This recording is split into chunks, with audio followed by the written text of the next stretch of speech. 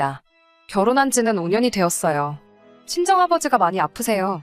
제가 결혼하기 전부터 몸이 안 좋으셨고 병원에 입원하고 퇴원하고를 반복하셨어요. 그래도 친정오빠가 아직도 결혼을 하지 않은 데다가 고연봉 직업을 가지고 있고 어머니도 일을 하고 계시는 상황이라 병원비 부분에서는 부담이 크지 않은 편이에요.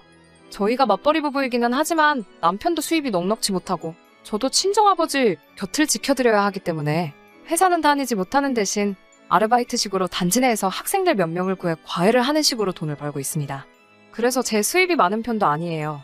딸된 마음으로 병원비 조금이나마 보탬이 되고 싶기는 하지만 많이 해드릴 수 없는 게 늘 마음에 걸립니다. 작년 말쯤부터 상태가 급격하게 악화되셔서 병원에서는 더 이상 병원에 머무시는 게 큰 의미가 없을 수도 있다는 이야기를 들었습니다. 그 사실을 아버지도 담담하게 받아들이시고 있고 그 이후로 매번 가족들에게 미안하다는 말밖에 하지 않으세요. 이 정도 해줬으면 됐다고 저희들 볼 면목이 없고 고생만 시키고 있다며 더 이상 가족들에게 짐덩어리가 되고 싶지 않다고만 하세요. 그래도 저희 가족들 돌아가면서 아버지 곁을 지키고 있어요. 저희들 욕심일 수도 있기는 하지만 그래도 할 수 있는 데까지 해보기로 우리 가족들 전부 마음을 먹었거든요.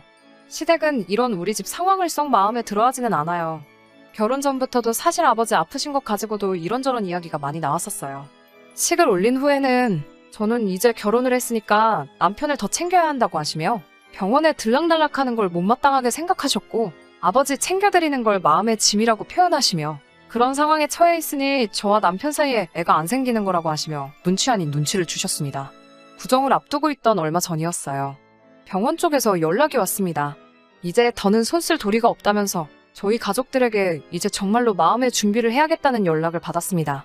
이제 언제 떠나셔도 병원 쪽에서는 더 이상 할 수 있는 게 없다는 말에 하늘이 무너지는 것 같았습니다. 임종하시는 순간이라도 지켜드리고자 저희 친정가족들 모두 스케줄을 비우고 일주일 내내 같이 병원에 있기로 했어요.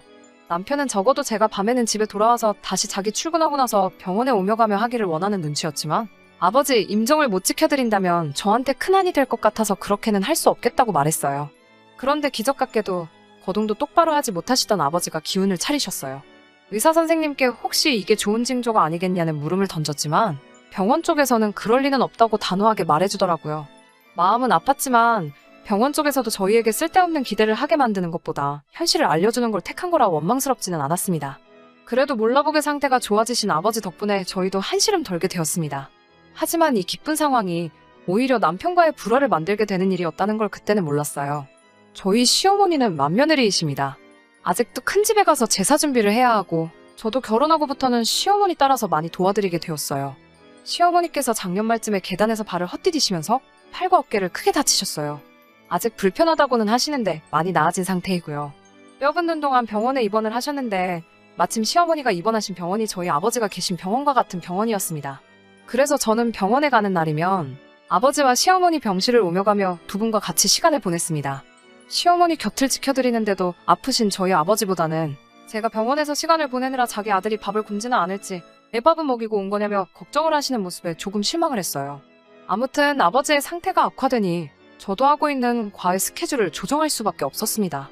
오히려 시가족들보다 이웃들이 저를 더 챙겨주는 느낌이 들었어요. 아버지 때문에 한동안 수업을 하지 못한다는 말에 자식들 중간고사 준비가 최우선순위일 거라 생각했던 학부모님들은 뭘 그런 걸 우리들 허락까지 받으려고 하냐며 제 사정도 전부 이해해 주셨고 과일이며 뭐며 이것저것 챙겨주시는 모습이 감동스러웠어요. 아버지의 상태가 호전되신 건 다행이지만 병원 쪽 말에 따르면 언제 가셔도 이상하지 않을 거라고 했으니 누구라도 아버지 곁을 지켜야 하는 상황은 여전했습니다. 저 같은 경우에는 연휴 때는 과외를 할 필요도 없고 이미 이번 달은 수업도 잡아놓지 않은 상태라 큰 문제가 없었지만 개발자로 일을 하고 있는 오빠는 연휴에도 꼭 회사에 출근을 했어야 했고 이번에 휴가를 미리 당겼었기 때문에 연휴 기간에는 퇴근을 하고 나서야 병원에 올 수가 있는 상황이었어요. 병원비 부담에 한 푼이라도 벌어야 한다며 일을 하고 계시던 어머니도 동네 장사하는 가게에서 일을 하고 계셨기 때문에 연휴 특수가 껴서 더 이상 사정을 봐줄 수 없다는 상황이었고요. 병원비가 아직 많이 남아있었기 때문에 두 사람이 불가피하게 오후까지는 병원에 올 수 없는 상황이었지만 비교적 자유로운 저라도 아침부터 계속 아버지와 같이 있을 수 있던 게 그나마 불행 중 다행이었습니다. 두 사람 모두 일이 끝나면 병원으로 바로 올 수 있었기 때문에 적어도 낮 동안만큼은 제가 자리를 지켜내기로 했습니다. 연휴가 본격적으로 시작하기 전날에 저는 혼자서라도 아버지 곁을 지켜드릴 생각에 집에 돌아와서 이것저것 짐을 챙기고 있었어요. 하지만 남편은 제가 짐 챙기고 있는 모습을 보고 큰 집에 갈 준비를 하는 건가 생각을 했나 봐요. 오해를 했다고 하더라도 남편이 나서서 먼저 큰 집에는 가지 말고 이번만큼은 장인어른 곁을 지켜드려야지 라고 말해줬으면 좋았겠지만 남편은 제가 병원으로 향한다는 걸 눈치채지 못했는지 짐 챙기고 있는 저를 보고 왜 자기 옷은 하나도 안 챙기고 제 거만 챙기고 있느냐고 물어보고 있네요. 남편에게 저는 아무래도 이번 명절에는 큰 집에는 가지 않고 아버지 곁을 지켜드려야겠다고 말을 했습니다. 남편이 두 눈을 크게 뜨고 지금 큰 집을 안 간다고 하는 말이냐고 다시 물어보더라고요. 어머니와 오빠가 오후나 돼서야 병원에 올 수 있다는 사실을 말하고 저라도 있어야지 않겠냐고 물어보니 제가 지난주에 수업 몇 개를 취소하면서 가게 수입에 지장까지 준 걸 감수했는데 이젠 집안 행사까지 빠질 생각이냐고 되물었어요. 큰 집 가 있는 동안 혹시 아버지가 어떻게 될 줄 알고 거기 가서는 제 마음이 편하겠느냐 했더니 장인어른이 아직 돌아가신 거 아니지 않냐고 상태도 많이 좋아졌다며? 라고 말하며 명절은 가족 행사이니만큼 상황 봐서 하루라도 참석을 할 수 있게 하라고 우기기 시작하네요.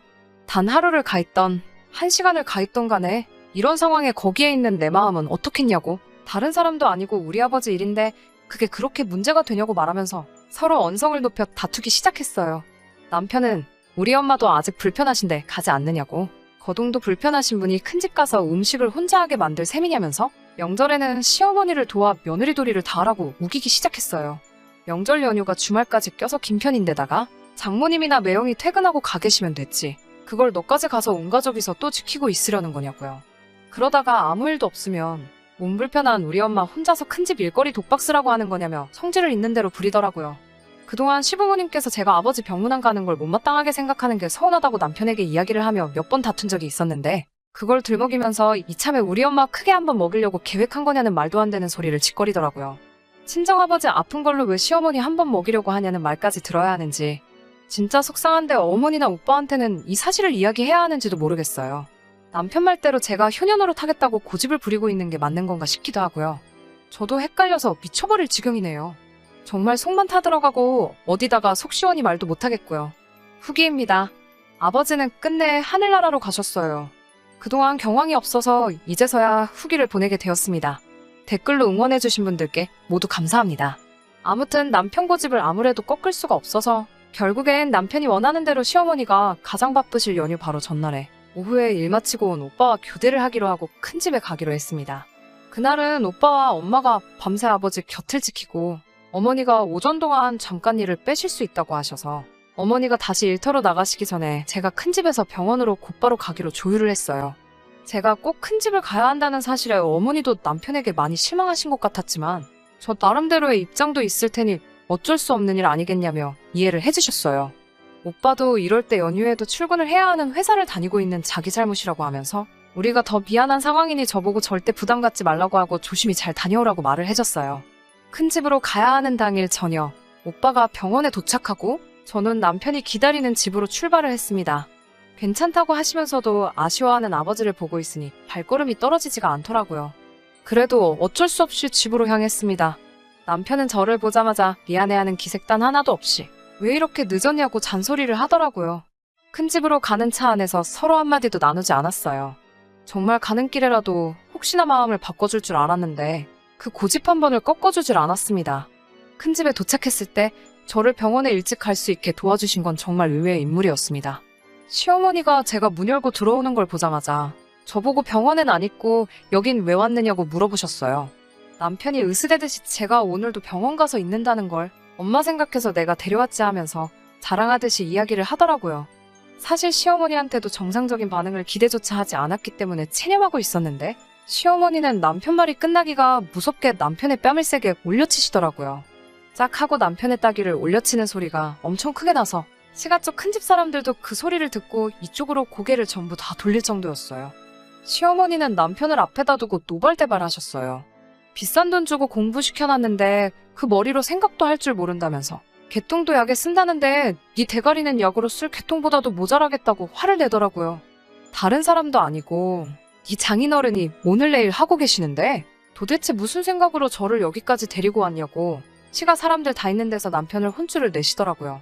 우리 죽을 때도 네 체면 차릴 일 생기면 거기 가 있을 거냐고 무슨 칭찬을 듣고 싶어서 며느리를 여기까지 데리고 온 건지 모르겠지만 정말 가족들이며 조상님들 볼 면목이 없다고 자식 새끼 잘못 키웠다고 엉엉 우시면서 불편하신 팔로 남편 등짝을 계속 내려치고 있었어요. 시어머니가 그렇게 때려봐야 남편은 아프지도 않았을 텐데 고개만 숙이고 아무 말도 못하고 있었어요. 저한테는 시간 낭비하게 해서 정말 미안하다고 잠시만 기다려보라고 하시며 과일 몇 개를 챙겨주시더니 택시 타고 빨리 가라며 쌈짓돈 10만 원을 제게 건네주셨습니다. 덕분에 빠르게 병원으로 돌아갈 수 있었어요.